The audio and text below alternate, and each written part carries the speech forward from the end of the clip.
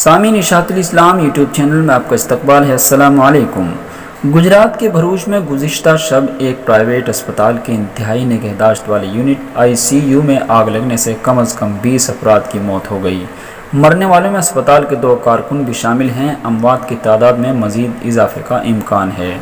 مرنے والوں میں دارالعلوم دیوبند کے سابق محتمم مولانا محمد غلام بستانوی صاحب کے چچا زاد بھائی حاجی ابراہیم آدم رندیرہ کی بھی وفات ہو چکی ہے۔ پولیس نے بتایا کہ یہ واقعہ بھروچ جمبوسار بائی پاس روڈ پر واقع پٹیل ویلفیئر اسپتال میں پیش آیا۔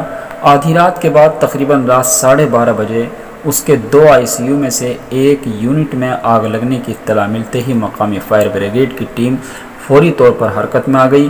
بہت سے مریضوں کو دوسرے اسپتال میں منتقل کیا گیا ہے۔ ان میں سے متعدد کی حالت تشویشناک ہے۔ آگ لگنے کی وجہ واضح نہیں ہو سکی ہے۔ ممکن ہے کہ یہ شارٹ سرکٹ کی وجہ سے ہوا ہوگا۔ ذرائع نے بتایا کہ چند مریضوں کی موت منتقلی کے دوران ہوئی ہوگی۔ اس سے پہلے بھی کورونا بحران کے دوران گجرات کے راجکوٹ، احمد آباد میں ایسے واقعات میں متعدد مریضوں کی موت ہو گئی تھی۔ وزیر اعظم نریندر مودی نے گجرات کے بھروچ کے ایک اسپتال میں آگ لگنے سے ہوئی اموات پر افسوس کا اظہار کیا ہے۔ PM مودی نے ہفتے کے روز ایک ٹویٹ پیغام میں کہا کہ بھروچ کے اسپتال میں آگ لگنے سے لوگوں کی موت ہونے سے دل برداشتہ ہوں۔ صدر جمہوریہ رام ناتھ کووند نے گجرات کے بھروچ میں واقع ایک اسپتال میں آگ لگنے سے ہوئی اموات پر گہرے رنج و غم کا اظہار کیا ہے۔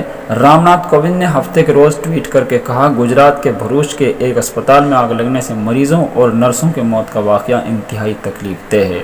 انہوں نے مزید کہا کہ اس حادثے میں سوگوار کنبوں کے تئیں میری تعزیت ہے۔ نائب صدر M وینکیا نائیڈو نے گجرات کے بھروچ میں واقع ایک اسپتال میں آتش زدگی کے واقعے پر گہرے رنج و غم کا اظہار کیا ہے۔